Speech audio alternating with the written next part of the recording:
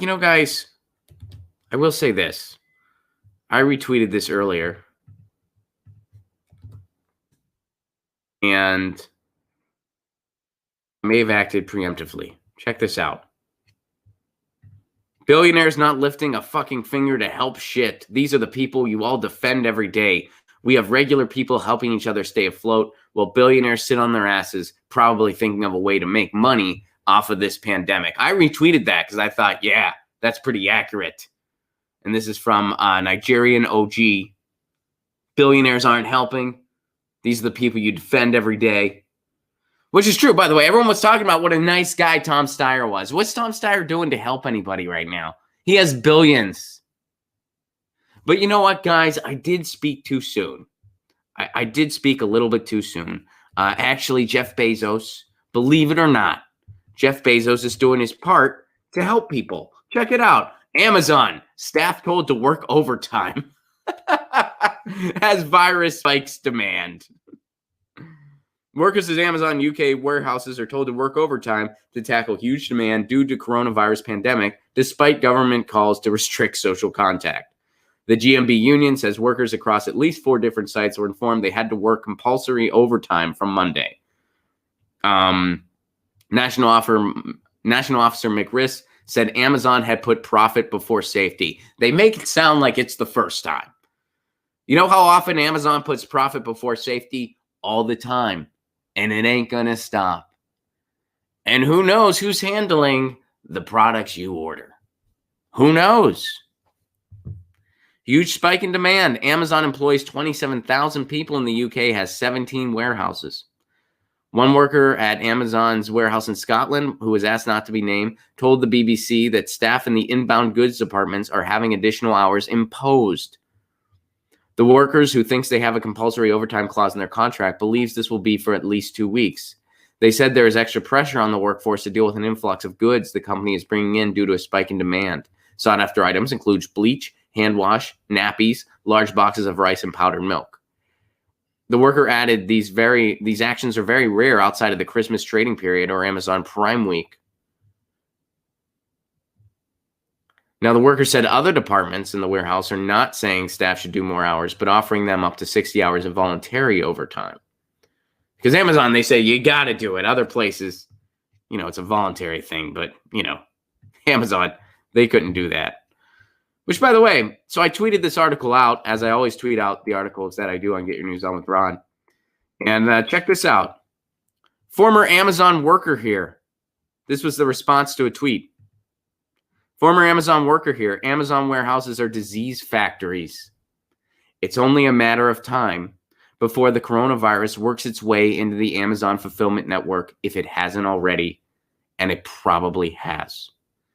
Conditions inside Amazon warehouses could not be more ideal for maximizing coronavirus spread among a workforce because workers cannot socially distance. Now, I've never been inside an Amazon warehouse. But everything you hear about those places, I think this person's telling the truth. Everything you hear about them, workers are working side by side. At one point, they had a system in place where if you didn't hit a certain quota, you didn't get paid. Amazon was doing that until they couldn't get away with it anymore.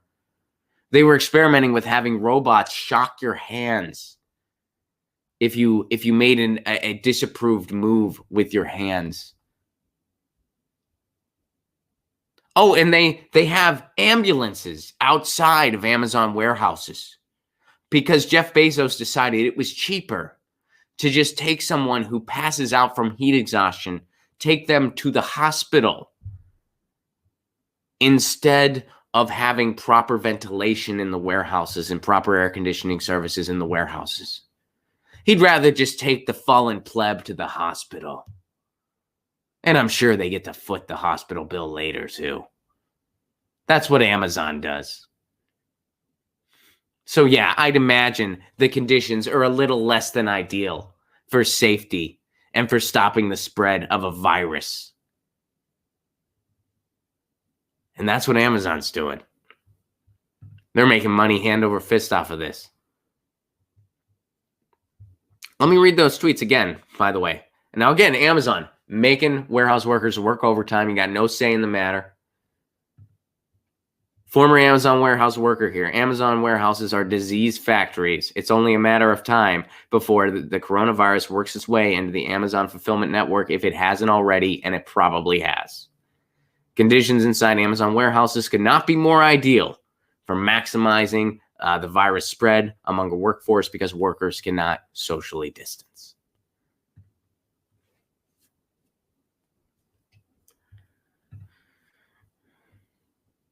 And what are people supposed to do? Who needs supplies? People go to the stores, the shelves are barren. Where else are they supposed to go? What are they supposed to do? I mean, this is what happens when you have capitalism. This is capitalism at work. Capitalism is only set up for profit. So it's not set up to help people. It's not set up to handle an emergency. That's not what it's for. And when you have an economy based off of nonstop consumption, whenever something like this happens, where you kind of need to look out for each other and take preventative measures and take precautions and put humanity front and center, our society has no idea how to deal with it. We're not equipped to deal with it. This is our system. And no, it's not just unregulated capitalism. It's capitalism. It's capitalism. Full stop. This is what capitalism is. This is what capitalism does. It's completely unsustainable, and it has failed miserably the same way every single time it's ever been tried, and it always will. But you're spoon-fed from the day you're born.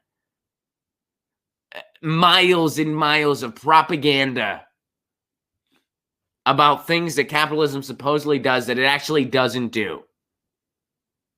Oh, it feeds the entrepreneurial spirit. No, it doesn't. No, it doesn't.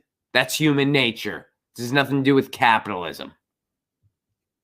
What capitalism does is it gives you an economy based solely on consumption, based solely on profit, based solely on the bottom line of an intangible entity, and it puts you second. And when a pandemic happens, we the people, are screwed. But who gets bailed out? All those entities where profit comes first. They're talking about bailing out the airlines now. They already gave the banks trillions. What are they doing for you? Nothing. Nothing. They're saying, hey, you're all supposed to stay inside, but screw you. Go vote. Go vote, or you can't complain about the consequences.